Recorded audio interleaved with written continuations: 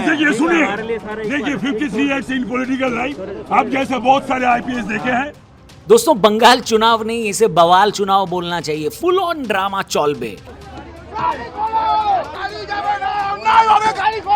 TMC ने strong room में विरोध प्रदर्शन किया। टीएमसी ने पारदर्शिता यानी ट्रांसपेरेंसी की कमी का आरोप लगाया। पश्चिम बंगाल की मुख्यमंत्री ममता बनर्जी नेताजी इंडोर स्टेडियम की ओर बढ़ी। बैलेट बॉक्स खोलने को लेकर टीएमसी ने चुनाव आयोग पर सवाल उठाए। दोस्तों, फुल ड्रामा चल रहा है कि उधर में मैनिपुलेशन हो रहा है और बाहर का आदमी आके वो खुल रहा है, देख रहा है। जी हाँ दोस्तों, बंगाल में चुनाव के खत्म होने के बाद अब सबको 4 मई का इंतजार है, लेकिन उस इंतजार के बीच में काउंटिंग की लड़ाई सबसे बड़ी है। बंगाल के अंदर चुनाव ही इस तरह का हुआ है कि काउंटिंग के दिन तक लड़ाई चालू रहेगी। बंगाल के दादा लोग मतलब बड़े भाई लोग अपनी अपनी पार्टियों के बूथ पर खड़े होकर ये देखेंगे कि कहीं कोई दिक्कत तो नहीं हो रही है। पहले ये मुद्दा बनाया जाता था कि बटन कोई भी दबाओ, वोट बीजेपी को ही जाता है, इसलिए इस बार टीएमसी वालों ने बटन पर ही टेप लगा दिया था, दादा हेलो।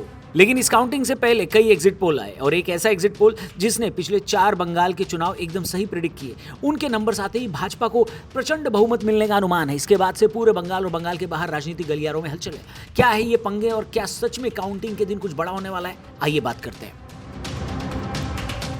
दोस्तों, कल की वीडियो में हमने समझाया और आपको बताया कि कैसे बंगाल के अंदर इस टाइम अभी तक हिंसा को कंट्रोल किया गया है। इस कंट्रोल के बीच भी टीएमसी के कार्यकर्ता मानने को तैयार नहीं है। पश्चिम बंगाल में चुनाव खत्म होने के बाद साउथ 24 परगना में भाजपा उम्मीदवार के पोलिंग एजेंट प्रसन्नजीत ब्रह्मा के घर पर हमला किया कुछ गुंडों ने।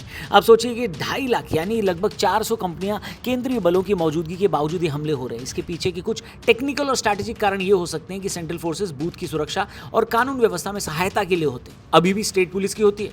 वहीं बंगाल की गलियों और गांवों के इलाके इतने डेंस हैं कि हर घर के बाहर एक जवान तैनात करना इम्पॉसिबल है। उपद्रवी अक्सर फोर्सेस के जाने का या उनके गश्त के बीच के समय का फायदा उठाते हैं। इसके बाद भी सच्चाई ये है कि अगर ये फोर्सेस, ये बल अभी मौजूद न होते तो बंगाल में हिंसा का पैमाना कहीं अधिक बड़ा हो सकता था, ऐसा एक्सपर्ट्स बोल रहे हैं। यानी किसी भी तरह के जंगल राज को फोर्सेस का तगड़ा जवाब दिया गया है इस बार इस चुनाव में।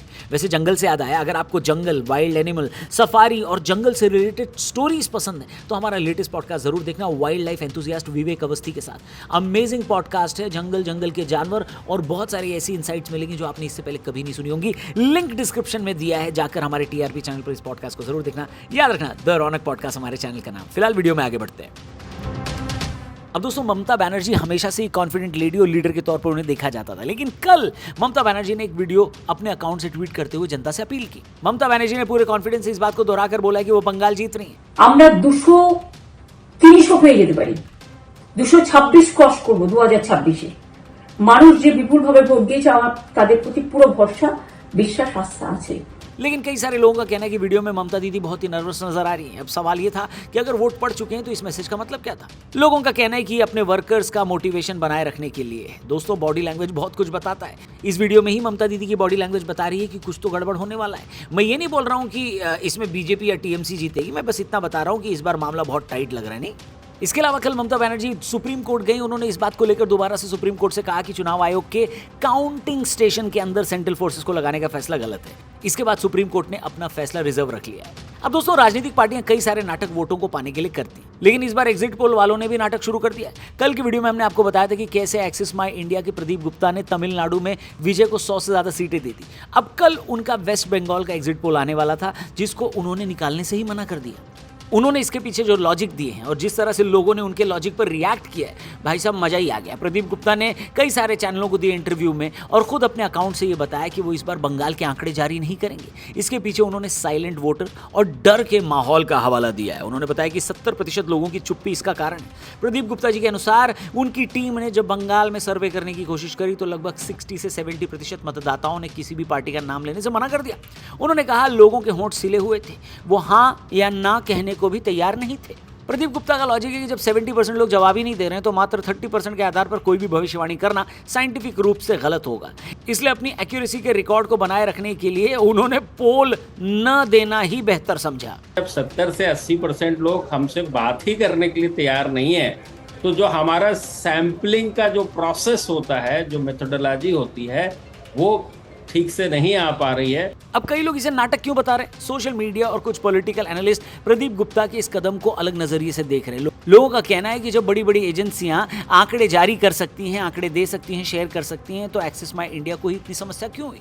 लोग इसे अपनी साख बचाने का एक सेफ एग्जिट भी मान रहे हैं। कुछ लोगों का मानना है कि प्रदीप जी के पास जो डेटा आया है वो बहुत ही उलझा हुआ है या किसी ऐसी पार्टी की जीत दिखा रहा है जिसकी भविष्यवाणी करना अभी जोखिम भरा हो सकता है। ऐसे में डर का माहौल का लॉजिक देना एक बहाना ही लग रहा है। इसके पीछे एक रीजन और है। 2021 के बंगाल चुनाव में लगभग सभी एग्जिट पोल गलत साबित हुए थे। लोगों का कहना है कि प्रदीप जी शायद इस बार गलत होने के डर से ही शेयर नहीं कर रहे हैं ताकि चुनाव रिजल्ट आने के बाद उनकी हार ना हो जाए। अब कई एक्सपर्ट्स का कहना है कि आप पोल करते हैं और डेटा के हिसाब से बात करते हैं, आपका बड़ा नेटवर्क भी है और आपकी एक बड़ी एजेंसी भी है, और आप कह रहे हैं कि 70% लोग बोले ही नहीं। ये थोड़ा समझ नहीं आ रहा है। खैर, ये तो लोगों का कहना है, सोशल मीडिया पर लोग कुछ भी कहते रहते हैं, लेकिन आप इस बारे में क्या सोचते हैं? अगर उनका एग्जिट पोल या आंकड़े जारी न करना, क्या इसका लॉजिक आपको अच्छा लग रहा है, समझ में आ रहा है, या कुछ नहीं समझ में आ रहा है? जो भी आपकी हो ओपिनियन कमेंट करके हमें जरूर बताना। फिलहाल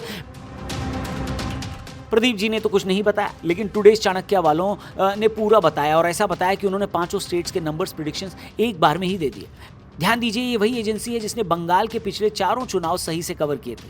टुडे चाणक्य के एग्जिट पोल को आसान भाषा में समझे तो पश्चिम बंगाल में इस बार बहुत बड़ा बदलाव देखने को मिल सकता है। यहाँ बीजेपी को लगभग 46% वोट मिलने का अनुमान है, जो सीटों के हिसाब से 192 तक जा सकता है। इसका मतलब है कि ममता दीदी की पार्टी टीएमसी को बड़ा झटका लग सकता है, क्योंकि उन्हें इस डेटा के हिसाब से 38% वोट के साथ केवल 100 सीटों के आसपास ही संतोष करना पड़ सकता है। सरल शब्दों में कहें तो बंगाल की जनता इस बार सरकार बदलने के मूड में दिख रही है और बीजेपी वहां बहुमत के साथ अपनी सरकार बना सकती है। अब अगर असम और तमिलनाडु की बात करें तो असम में बीजेपी का जादू लोगों के सिर चढ़कर बोल रहा है। वहां बीजेपी गठबंधन को 50% वोट मिलने की उम्मीद है, जिससे वो 102 सीटों के साथ फिर से अपनी सरकार बना सकते हैं। दूसरी तरफ तमिलनाडु में स्टालिन की पार्टी डीएमके को 39% वोट के साथ 125 सीटें मिल सकती हैं, जो सरकार बनाने के लिए काफी हैं। लेकिन यहां सबसे बड़ी खबर एक्टर विजय की नई पार्टी टीवीके है, जिसे पहली बार में ही 22% वोट और 63 यानी 63 सीटें मिलने का अनुमान है। यानी स्टालिन अपनी कुर्सी तो बचा लेंगे, लेकिन विजय की पार्टी ने वहां के पुराने बड़े दलों को पीछे छोड़कर सबको चौंका दिया है। एंड में केरल और पुडुचेरी के हाल को देखें तो केरल में मुकाबला बहुत ही कांटे का है। यहां कांग्रेस गठबंधन जो है वो 38% वोट लेकर 69 सीटों के साथ थोड़ी बढ़त बना सकती है, जबकि अभी भी सरकार यानी लेफ्ट गठबंधन एलडीएफ को 36% वोट और 64 सीटें मिलने की उम्मीद है। यहां बीजेपी को भी 18% वोट के साथ 7 सीटें जीतकर वो अपना खाता मजबूती से खोल सकती है, ऐसा अनुमान लगाया जा रहा है बीजेपी के लिए। वहीं पुडुचेरी में पुरानी सरकार एनडीए ही वापस आती दिख रही है, जिसे 48% वोट के साथ 20 सीटें मिल सकती है। कुल मिलाकर देखें तो बंगाल और केरल में इस बार कड़ी टक्कर और सत्ता बदलने के आसार नजर आ रहे हैं। अब ये क्यों इतना खास है? सबसे पहली और बड़ी बात, पश्चिम बंगाल के नतीजे। पिछले कई सालों से बंगाल में ममता दीदी का एक तरफा दबदबा रहा है, लेकिन ये सर्वे पहली बार इतने बड़े अंतर से सत्ता परिवर्तन की बात कर रहे हैं। यहाँ 192 सीट्स का अनुमान लगाना एक बहुत बड़ा दावा है। लोग इसलिए भी हैरान है क्योंकि जहां प्रदीप गुप्ता जैसे बड़े एक्सपर्ट्स ने बंगाल का डेटा दिखाने से मना कर दिया, वहीं टुडे चाणक्य ने खुलकर बीजेपी की जीत का दावा किया है। और अगर ये सच साबित हुआ तो ये भारतीय राजनीति की अब तक की सबसे बड़ी चुनावी खबरों में से एक बनेगी। दूसरी खास बात, दक्षिण भारत खासकर तमिलनाडु का नया समीकरण। अक्सर वहां लड़ाई सिर्फ 2 बड़ी पुरानी पार्टियों डीएमके और एआईएडीएमके के बीच होती थी, लेकिन इस सर्वे में पहली बार एक्टर विजय की नई पार्टी टीवीके को 63 सीटें और 22% वोट मिलते दिखाया गया है। किसी भी नई पार्टी के लिए अपने पहले ही चुनाव में इतना बड़ा स्कोर करना चमत्कार जैसा है। ये इशारा करता है कि तमिलनाडु के लोग अब पुराने चेहरों से हटकर कुछ नया चाहते हैं और वहां की पॉलिटिक्स पूरी तरह बदलने वाली है। तीसरी बात यह दोस्तों कि ये सर्वे केरल और असम जैसे राज्यों में भी बहुत कुछ नया दिखा रहा है। केरल में जहां हमेशा से मुकाबला एक तरफा होता था, वहां इस बार कांग्रेस और लेफ्ट के बीच बहुत मामूली अंतर सिर्फ 5 सीटों का दिखाया गया है। साथ ही बीजेपी को भी 18% वोट मिलते दिख रहे हैं। इसका मतलब है कि केरल में अब मुकाबला 3 तरफा हो रहा है। इसके अलावा टुडे चाणक्य का पुराना रिकॉर्ड भी इसे खास बनाता है। वे अपनी सटीक भविष्यवाणियों के लिए जाने जाते हैं, इसीलिए लोग उनके इस जोखिम भरे दावे को बहुत ही सीरियसली ले रहे हैं। वैसे इसी बीच कल बंगाल में काउंटिंग से पहले का माहौल बहुत ज्यादा गर्मा गया और हुगली के एक स्ट्रांग रूम के पास बड़ा हंगामा देखने को मिला।